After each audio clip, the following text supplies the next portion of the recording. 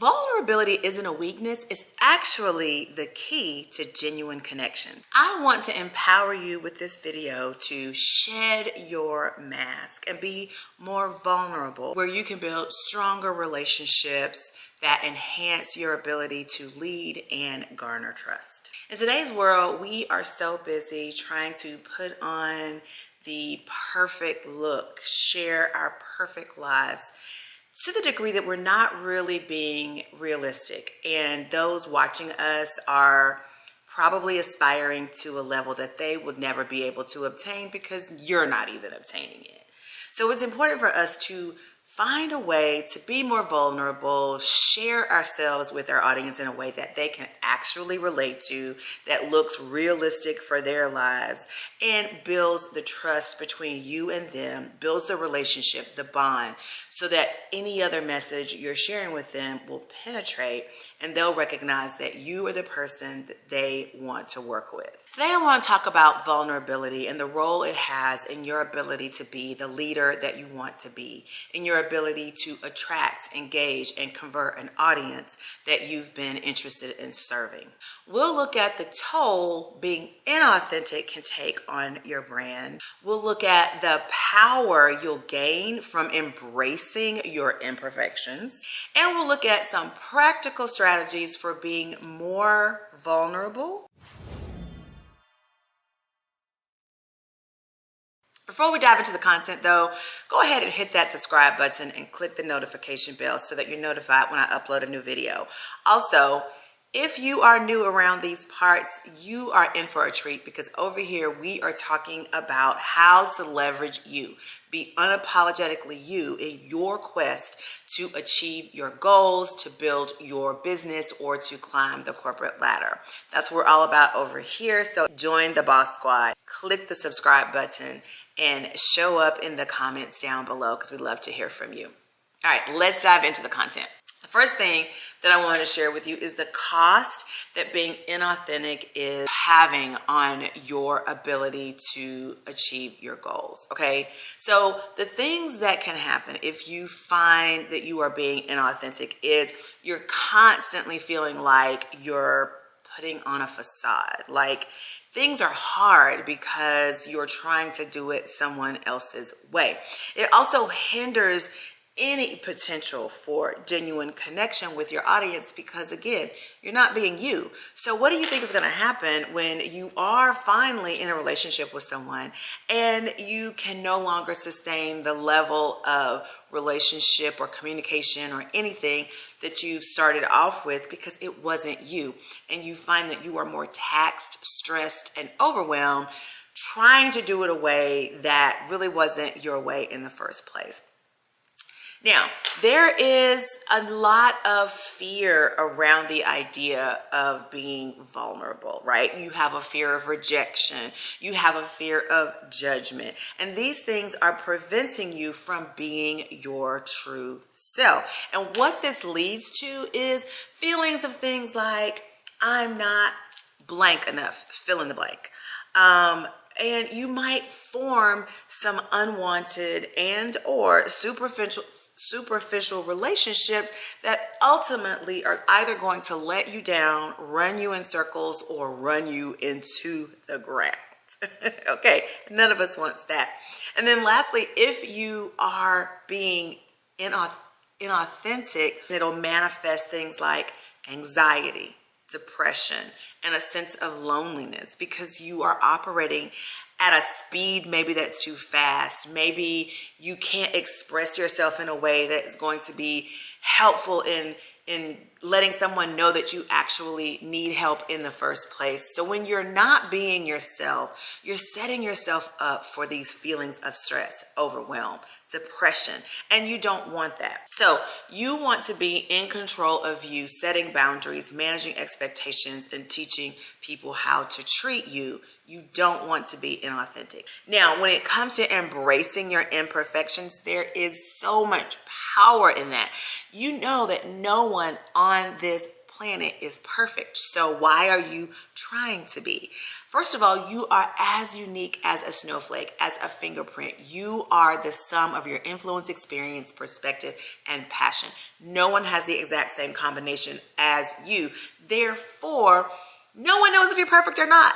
No one has an expectation because they don't know your life. They've not walked in your shoes. They've not had your experiences. So vulnerability isn't a weakness.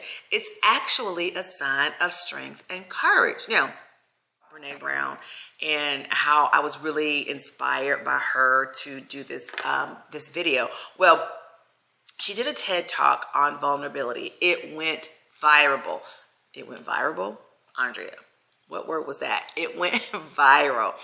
And in her book, Dare to Lead, she talks about how she has not actually watched that video to this day because she was so vulnerable and raw. But anyway, I was looking at her TED Talk and she was sharing, like I said, about her vulnerability. And she shared her research on the subject, and it helped her to actually reframe her thinking. And it was profound to hear her talk about it. This is a woman who studied shame and vulnerability and how they go hand in hand.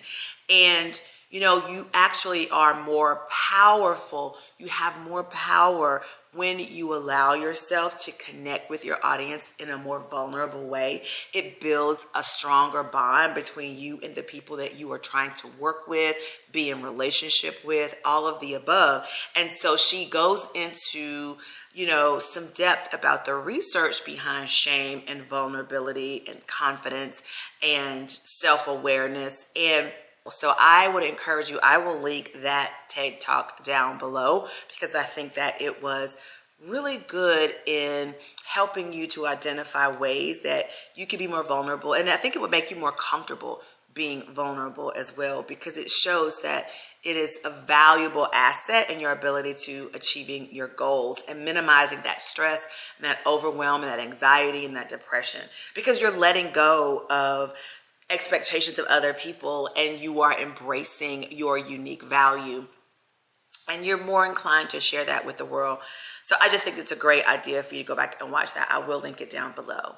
So when you embrace your imperfections and you become more authentic, what happens is that it fosters empathy, it fosters trust and a deeper connection. And this actually creates a safe space for true self-expression to occur. So again, let's look at this. Empathy, your ability to read the room, be social, to empathize with people, to meet people where they are. This all is tied up to your ability to be vulnerable. You have to be able to access that vulnerability to connect that same level of vulnerability with your audience or the people that you are trying to attract. When they sense you understand them on a level that is less superficial and more personal, they're more inclined to feel like it's a safe space for them to share more of their needs and the things that you can actually help them with. So I believe that there is definitely power in embracing your imperfections. Now, I'd love for you to look at this masterclass. I actually created a leadership masterclass. It's called the Authentic Leadership Masterclass, and it is absolutely free, and it's designed to help you build a solid foundation for your leadership practices. Practical strategies that I can share with you. So as I listened to Brene further, I saw the similarities between what she was saying and what I was finding as I researched the subject myself. For instance, I found that when you practice self-compassion and self-acceptance, recognizing that everyone has flaws, it's much easier for you to build trust gradually with individuals by creating a safe space to be vulnerable. All right, so Brene goes on to say that when she looked at the difference between those who were able to be more vulnerable and those who weren't, what she found was those who were able to be more vulnerable understood the secret to telling their story with their whole heart. And she got that from the actual word courage, where that definition, the ability to tell your story with your whole heart, comes from the root word cur. And she goes on to explain the whole thing. I'll let you watch the video. But she says we have to have the courage to be imperfect. We have to have the compassion to be kind to ourselves first. And she says that this is difficult to have compassion for others if we can't treat ourselves kindly. So everything, vulnerability starts with courage, but courage starts with treating yourself kindly first. It's a belief that we're enough and we have what we need to do the things that we need to do. So I want you to allow yourself to be seen authentically and to form genuine connections. Now, vulnerability is at the center of our negative emotions, she says. And I thought that was interesting because the way she described that was, in order for us to be vulnerable with other people, in order for us to provide a safe space for people to be vulnerable with us, we have to tap into our own vulnerability. And sometimes that means we have to go into places that don't feel that great. So we have to come to terms with them so we're able to connect with people on that level. Now, I love how she says vulnerability is at the center of our negative emotions. It's also the birthplace for every positive emotion. So we have to access it if we want to have those amazing emotions as well. So we can't allow the negative emotions to keep us down. Now, I know that it seems like vulnerability is a luxury that we can't afford sometimes. But I promise you, once you understand where your value is coming from, how you want to show up, where you want to set your boundaries, where you want to set up expectations and manage them, not only for yourself, but for other people. And when you realize what other people need to do to treat you the way you want to be treated, and you can teach them that and then hold them accountable, what happens is you are able to walk with more confidence and more courage because you know where your boundaries are. You set boundaries for other people. You set expectations and you're managing them, and you know you are teaching people how to treat you. And a bonus here is that your no is a complete sentence and you don't have to make it anything else. And I teach you how to do all of this inside my program, Project CEO. So make sure that you get on the wait list for that so that you can experience this level of vulnerability and courage and confidence and begin to use it to leverage who you are in the areas that you want to be most successful. Okay, so let's talk about how do you cultivate authenticity in your relationship. Well, vulnerability is the foundation of meaningful relationships, and it fosters intimacy and emotional connection. Now, I talk a lot about your personal framework and how to operate within that personal framework. And inside your personal framework, it is between your strengths, your limitations, your desires, and your non-negotiables. When you look at everything through that lens, you are showing up as your best. You are managing expectations. You are teaching people how to treat you, and you're setting the appropriate boundaries.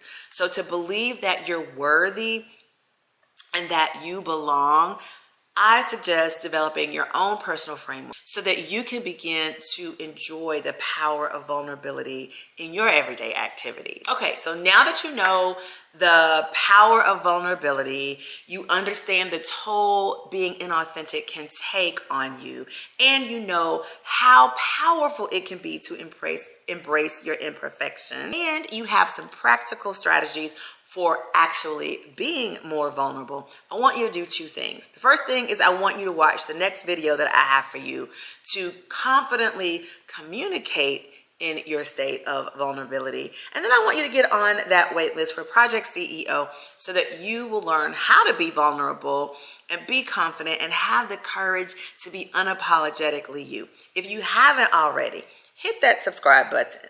Make sure you hit the like button because YouTube likes to know that you like what you saw. And make sure you hit that notification bell because I upload videos a couple of times a week and I don't want you to miss them. And then lastly, please engage. Comment below. Tell me about your vulnerability and what you're doing to be unapologetically you. I want to hear from you. Let's talk about it, either here or in a post, but I want to know. All right, thank you so much for watching today's video, and I look forward to being back here with you again next week. Bye.